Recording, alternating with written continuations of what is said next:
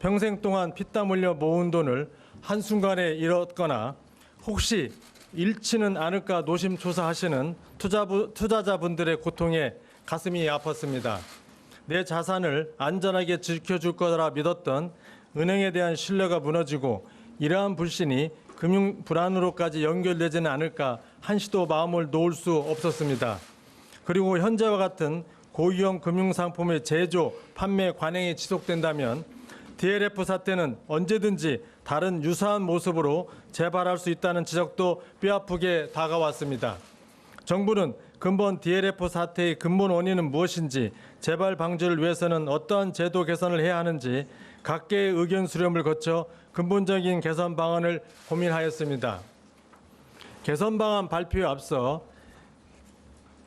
피해 구제를 기다리고 계시는 많은 투자자분들이 계시고 있습니다. 근본 DLF 사태 관련 제재 및 분쟁 조정 절차는 철저히 투자자 보호 관점에서 신속하고 엄정하게 진행할 것을 말씀드리고자 합니다. 분쟁 조정의 경우 우선 손실이 확정된 대표적인 사례를 대상으로 12월 중 분쟁조정위원회를 개최할 예정으로 알고 있습니다. 금융위와 금감원 모두 향후 불안전 판매 사례 처리의 모범 사례가 될 수 있도록 최선의 노력을 다하겠습니다. 그럼 개선 방안을 말씀드리겠습니다. 우선 근본 DLF 사태는 다양한 원인들이 복합적으로 작용한 결과라고 생각합니다. 우선 공모규제 회피입니다. 유사한 펀드를 1호, 2호, 3호 하는 방식으로 쪼개어 판매하여 공모펀드에 적용되는 투자자 보호장치를 회피한 것입니다. 만약 공모펀드로 상품 설계를 하였다면 손실이 난 DLS 상품에 전액을 투자하는 근본 DLF 같은 상품은 출연하기 어려웠을 것입니다. 또한 투자자가 이해하기 어려운 고위험 상품이 원금 보장에 대한 신뢰가 높은 은행에서 판매되면서 투자자 보호 장치가 제대로 작동하지 못했습니다. 사모펀드 일반 투자가가 대출을 받아 투자하거나 녹취, 숙려제도 적용 범위 등에서 투자자 보호의 취약점이 나타났습니다. 아울러 설계, 제조, 판매 전 과정에서 금융회사들의 내부 통제도 미흡하였습니다. 이러한 문제점들에 대한 대응책을 이번 제도 개선 방안에 담았습니다. 무엇보다도 소비자 보호와 금융 시스템 안정을 최우선 가치로 이번 대책을 검토하였습니다. 그 과정에서 행정 편의적인 규제 양산으로 모험 자본의 순기능이 훼손되지 않도록 균형 잡힌 제도 설계를 위해 노력하였습니다. 이러한 원칙에 따라 대책의 큰 틀은 투자자 보호 장치를 대폭 강화하고 금융회사의 책임성을 제고하는 데 방점을 두고 있습니다. 또한 대책 발표 이후 법령 개정 전까지의 투자자 보호 공백을 메우기 위해 적극적인 감독 행정 계획도 함께 마련하였습니다. 그러면 지금부터 고위험 금융상품 투자자 보호 강화를 위한 종합 개선 방안의 세부 내용을 말씀드리겠습니다. 우선 다수의 일반 투자자를 대상으로 한 사실상 공모 상품이 3호 형식으로 판매되지 않도록 철저히 차단하겠습니다. 앞으로 기초자산, 손익구조가 유사할 경우 원칙적으로 공모로 판단하도록 하겠습니다. 3호는 3호답게 판매가 되고 공모는 공모답게 판매가 될 수 있도록 하겠습니다. 다음으로 구조가 복잡하고 위험성이 큰 금융투자 상품군에 대해 투자자 보호장치를 강화하겠습니다. 파생상품 포함 등으로 투자자의 이해가 어렵고 최대 원금 손실 가능성이 일정 수준 이상인 상품에 대해 고난도 금융투자 상품 개념을 도입하여 규율하겠습니다. 고난도 금융투자 상품을 일반 투자자에게 판매할 때는 높은 수준의 자격을 갖춘 판매 직원이 위험을 충실하게 기재한 핵심 설명서를 교부하고 녹취 및 숙려 제도를 의무적으로 이행하도록 하겠습니다. 아울러 은행에서는 고난도 사모펀드 및 신탁의 판매를 제한하겠습니다. 증권사와 달리 은행은 예금과 같이 원리금 보장 상품을 주로 취급하는 만큼 투자자를 오인시킬 수 있는 고위험 상품 판매는 자제될 필요가 있습니다. 다만 저금리 환경에서 다양한 금융투자 상품에 대한 금융소비자의 선택권, 접근성을 지나치게 제한하지 않도록 고난도 상품이라도 공모펀드에 대한 은행의 판매는 지속 허용하되 설명 의무 등 투자자 보호를 강화하겠습니다. 다음으로 전문 투자형 사모펀드 일반 투자자 요건을 강화하겠습니다. 근본 DLF 투자자들 중에는 대출을 받거나 전 재산 1억 원을 모두 투자하여 손실을 감당할 능력이 없는데도 투자한 경우도 있었습니다.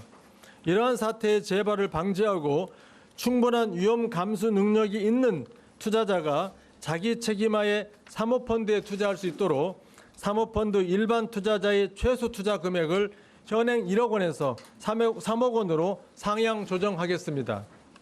또한 대표적인 투자자 보호 장치인 녹취 의무와 숙려제도 적용 범위도 확대하도록 하겠습니다.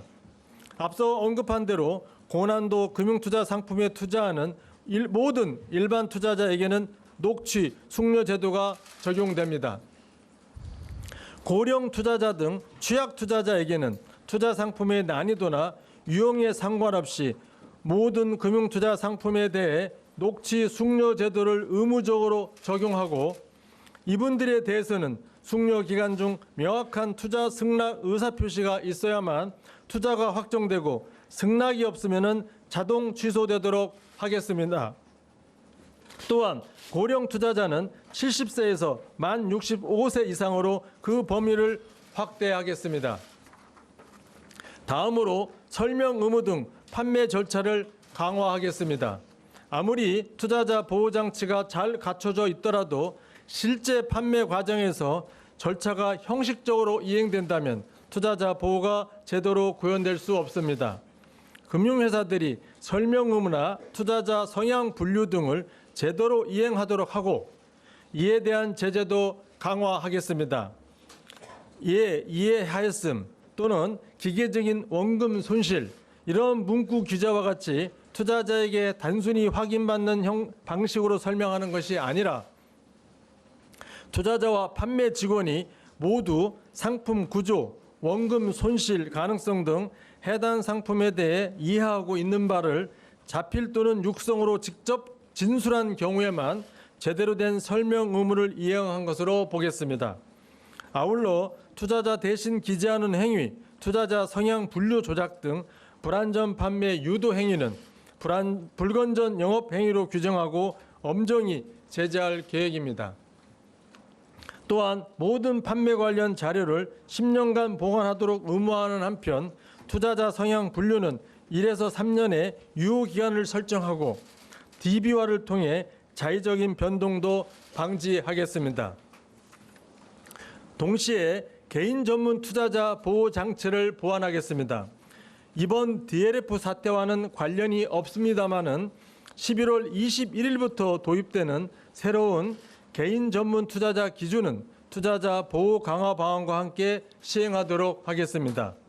전문 투자자 제도가 우회 수단으로 악용되지 않도록 개인 전문 투자자가 고난도 상품에 투자할 경우에도 설명 의무 등 투자자 보호 장치를 강화할 계획입니다. 다음으로 금융회사의 책임성 확보 및 감독 강화입니다. 먼저 금융회사 경영진 책임 명확화 및 내부 통제 규율을 강화하겠습니다. 근본 DLF 사태를 계기로 투자자에게는 대규모 손실 위험을 전가시키면서 금융회사들은 스스로 수익만 얻는 행태에 대해 많은 문제제기가 있었습니다. 금융회사가 소비자 보호 측면을 감안하여 책임 있는 의사결정을 하도록 내부 통제 기준을 마련하고 책임 소재도 분명히 하겠습니다. 먼저 DLF 사태와 같은 소비자 피해 발생 시 금융회사의 CEO, 준법 감시인 등 경영진이 책임을 지도록 경영진의 내부 통제 관리 의무를 명확히 하겠습니다. 다음으로 고난도 금융투자상품 영업행위 준칙을 도입하겠습니다. 동준칙은 고난도 금융상품의 제조부터 판매에 이르는 모든 영업 단계별로 금융회사가 준수해야 할 내부 통제 기준입니다. 제조사는 스트레스 테스트를 거쳐 고난도 금융투자 상품에 적합한 목표 시장을 설정하고 판매사에 권고하도록 하겠습니다.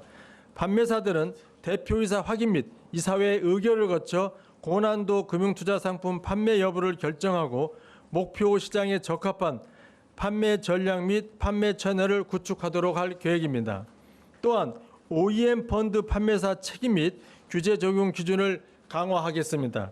근본 DLF는 상품 설계 과정에서도 판매사인 은행이 적극적인 역할을 한 것으로 보입니다. 이렇게 판매사 중심으로 고위험 상품 설계가 이루어지면 보다 많은 투자자들에게 판매가 용이하게 하고 판매 수수료 이익을 극대화하려는 요인이 높아질 것입니다. 앞으로 OEM 펀드 관련 판매사에 대해서도 제재할 수 있는 근거를 마련하고 OEM 펀드 적용 기준을 최대한 폭넓게 해석 적용하여 엄격하게 규율하겠습니다. 현재 국회 계류 중인 금융소비자보호법 제정안에는 불안전 판매에 대한 제재를 강화하고 입증 책임 전환, 청약 철회권, 판매 제한 명령권 등 불안전 판매를 예방할 수 있는 다양한 제도들이 담겨 있습니다. 금융소비자보호법이 조속히 통과될 수 있도록 적극 노력하겠습니다. 아울러 근본 DLF 사태에 대한 금융당국의 감독상 미흡점에 대해서도 겸허히 수용하며 고위험 상품 투자자 리스크 점검회의를 정례화하고 금융투자상품 판매에 대한 상시 감시와 현장 점검도 강화해 나가겠습니다.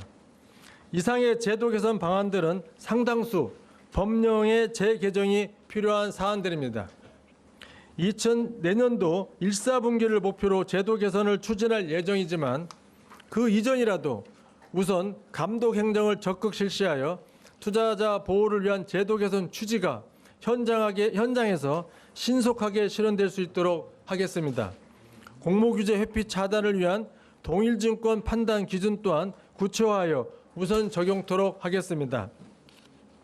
은행의 고위험 상품 판매와 관련하여서는 경영 실태 평가 시 KPI 적정성을 점검하는 등 은행들이 엄격한 내부 통제 기준을 우선 도입하도록 유도하겠습니다.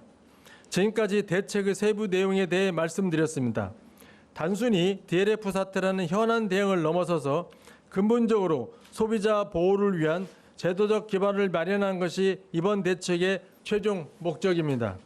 정부는 이번 대책 이후에도 소비자 보호와 금융 시스템 안정을 금융 정책의 핵심 기조로 삼아 흔들림 없이 추진해 나갈 계획임을 말씀드립니다. 감사합니다.